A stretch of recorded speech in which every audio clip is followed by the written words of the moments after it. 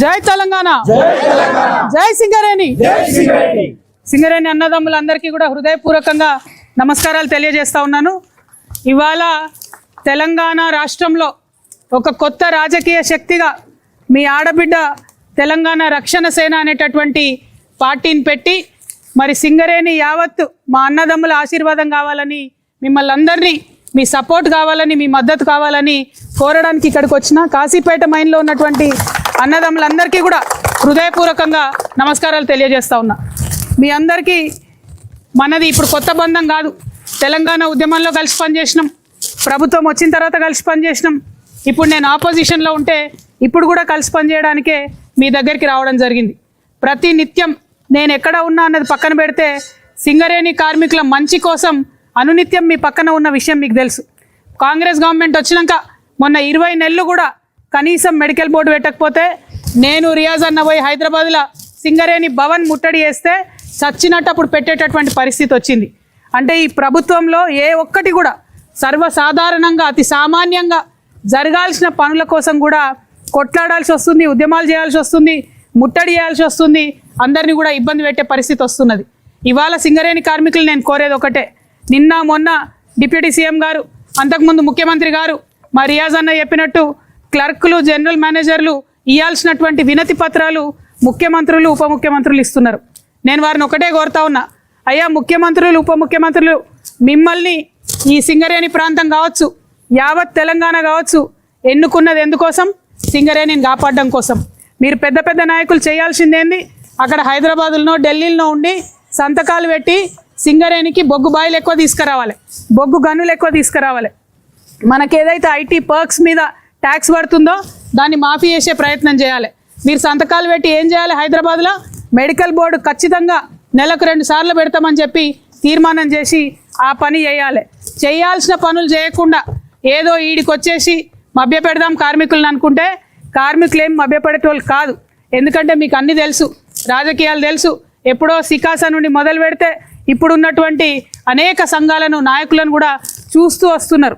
మీతో ఉండేటోళ్ళు ఎవరో తెలుసు, ఎన్నికలప్పుడు మీకోసం వచ్చేటోళ్ళు ఎవరో తెలుసు, ఎల్లవేళలా మీతో ఉండేటోళ్ళు ఎవరో కూడా మీకు తెలుసు. మిమ్మల్ని నేను కోరేది ఒకటే, ఒక ఆడబిడ్డగా సింగరేణికి ఉన్నటువంటి అనేకమైన హక్కుల కోసం నిరంతరం 1 by 1 పోరాటం చేస్తూ ఉన్నాం.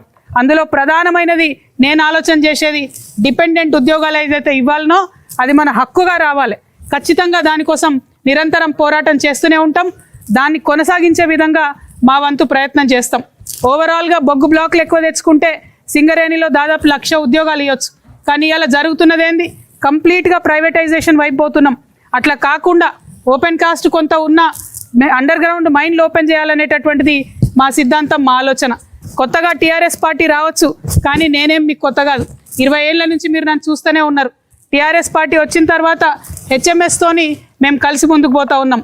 రేపటి నాడు సింగరేణిలో ఎన్నికలు వచ్చినా, లేకపోతే ఇతర ఏ కార్మిక సంఘాల ఎన్నికలు వచ్చినా టీఆర్ఎస్ మరియు హెచ్ఎంఎస్ సంయుక్తంగా కలిసి పోరాటం చేస్తుందని కూడా మీకు ఈ సందర్భంగా తెలియజేస్తూ ఉన్నాం. మరి హెచ్ఎంఎస్ రియాజ్ అన్న గురించి మీకు తెలుసు, ఎక్కడ కూడా కాంప్రమైజ్ కాకుండా ఒంటరిగా ఉండి కొట్లాడుతున్నటువంటి వ్యక్తి. ఇవాళ అటువంటి నాన్ కాంప్రమైజింగ్ వ్యక్తి కాబట్టే జేబీసీసీలో, కేంద్రంలో ఉన్నటువంటి జేబీసీసీలో మెంబర్ కాబట్టి ఇవాళ టీఆర్ఎస్తో కలిసి పనిచేస్తూ ఉన్నాం. ఎందుకంటే ఇక్కడ లోకల్ సంఘాలు ఉంటాయి, కొన్ని లోకల్గా వస్తాయి అనుకుంటాం, కానీ మనకు లొల్లి ఎక్కువ మటుకు కోల్ ఇండియాతో ఉంటుంది, జేబీసీసీలో ఉంటుంది. అక్కడ మన హక్కులు కాపాడాల్సి ఉంటుంది. కాబట్టి హెచ్ఎంఎస్తోని టీఆర్ఎస్ జతగట్టిందంటే ఇవాళ సింగరేణి కార్మికుల కోసమే జతగట్టినామనే విషయాన్ని మీకు తెలియజేస్తూ ఉన్నా. మీకు ఒక చిన్న విషయం చెప్పాలి. మన సీఎంలను, డిప్యూటీ సీఎంలను చూస్తుంటే ఒక కథ గుర్తొస్తుంది నాకు. ఒక పెద్ద మనిషి ఉన్నాడట, ఆయన దగ్గర ఒక కుక్క ఉన్నదట, ఒక గాడిద ఉన్నదట. రాత్రిపూట ఎవరో బయట దచ్చాడినట్టు అనిపిస్తే కుక్కనేమో సైలెంట్ ఉందట, గాడిదనేమో గట్టి గట్టి కొరిందట. గట్టిగా గాడి దూరంగానే ఆయన బయటకు వచ్చి పెద్ద మనిషి ఏం చేసిండు, రాత్రిపూట నా నిద్ర డిస్టర్బ్ చేస్తున్నావు అని గాడిదని బాగా కొట్టినట్ట. గాడిది పాపం నొచ్చుకుంటా నొప్పులతోని కుక్కతో అన్నదట, ఏందమ్మా నువ్వు మరుగుతానేమో ఏమన్నాడు, వచ్చి మెచ్చుకుంటాడు, ఒక బిస్కెట్ ఇచ్చిపోతాడు, నేను అల్లరి చేసి దొంగోడు వచ్చిండని నేను చెప్దామంటే నన్నిట్లా కొట్టిండేంది యజమాని అని అంటే కుక్క ఒకటే మాట అన్నదట, నీ పని నువ్వు చేయాలి, నా పని నేను చేయాలి, గాడిద పని గాడిద చేయాలి, కుక్క పని కుక్క వేయాలన్నదట. ఇవాళ పరిస్థితి ఎట్లయిపోయింది? అక్కడ కూర్చొని పాలసీలు చేయాల్సినటువంటి ముఖ్యమంత్రి, డిప్యూటీ సీఎం గారు ఇక్కడికి వచ్చి కార్మికులను మభ్య పెడుతూ మీకు చిన్న చిన్న వినతి పత్రాలు ఇచ్చిపోతున్నారు. అదా చేయాల్సింది ఏంది? సంతకం పెట్టి సింగరేణి సంస్థకు నష్టం రాకుండా ఏదైతే జెన్కోలో కానీ ట్రాన్స్కోలో కానీ గవర్నమెంట్ డిపార్ట్మెంట్స్ నుంచి 50,000 కోట్ల రూపాయలు పెండింగ్ ఉన్నది సింగరేణికి. అది ఇవ్వాలి మీరు ఒక సంతకం పెట్టి. అది ఇవ్వకుండా ఇక్కడికి వచ్చి కార్మికులు మభ్యపెడతా ఉన్నారు. మిమ్మల్ని అందరినీ నేను కోరేది ఒకటే, పాలసీలు విధానపరమైన నిర్ణయాలు చేయాల్సిన వాళ్ళు ఆ పని చేయాలి. ఇక్కడ ఉండి క్షేత్రస్థాయిలో కొట్లాడాల్సిన వాళ్ళు వాళ్ళ పని వాళ్ళు చేయాలి. కానీ అట్లా కాకుండా మిమ్మల్ని వాళ్ళ కన్ఫ్యూజ్ చేసే ప్రయత్నం చేస్తున్నారు. కాబట్టి ఆ విషయాన్ని మీరు గమనించాలని మేము కోరుతా ఉన్నాం. అన్ని 11 ఏరియాలకు కూడా తిరుగుతూ ఉన్నాం. ఇవాళ కాశీపేట నుంచే మరి బాయిబాట కార్యక్రమాన్ని మొదలుపెట్టినాం. నాకు చాలా ఇష్టమైనటువంటి సింగరేణి బిడ్డలతోని మరి ఈ వారం రోజులు కూడా కంటిన్యూస్గా మేము ఇంటరాక్షన్ చేస్తున్నాం. ఒక్కొక్క మైన్లో ఉండేటటువంటి సమస్యలు కూడా అర్థం చేసుకుంటున్నాం. ఇక్కడ కాశీపేట మైన్కి వచ్చే ముందు చెప్పిండ్రు నాకు, కనీసం మంచినీళ్ళు కూడా ఇదివరకు ఇవ్వపోతుండ్రని. ఇప్పుడు ఇక్కడ మాట్లాడుతుంటే ఈ మధ్యనే రిపేర్ చేసిన రక్క ఇస్తున్నారని చెప్తున్నారు. నేను యాజమాన్యాన్ని కోరేది ఒకటే, మీ కుట్ర మాకు తెలుసు. అండర్ గ్రౌండ్ మైన్లు బంద్ చేయాలనుకుంటున్నారు, ఓపెన్ కాస్ట్లు ఎక్కువ చేయాలనుకుంటున్నారు. కానీ ఇప్పుడు పనిచేస్తున్నటువంటి కార్మికుల సేఫ్టీ, భద్రత, వారి యొక్క హెల్త్ అనేటటువంటిది మీకు ముఖ్యం. కాబట్టి దయచేసి మీరు వారికి అన్ని రకాల సదుపాయాలు కల్పించాలని నేను కోరుతా ఉన్నాను. ఇంకొక మాట, ఇప్పుడు ఉన్నటువంటి కార్మికులలో వాళ్ళకున్న చిన్నపిల్లలకు ఎక్కడైనా చదివించుకుందామంటే సింగరేణి ఏరియా స్కూల్ ఎక్కడ కూడా మంచిగా లేనటువంటి పరిస్థితి ఉన్నది.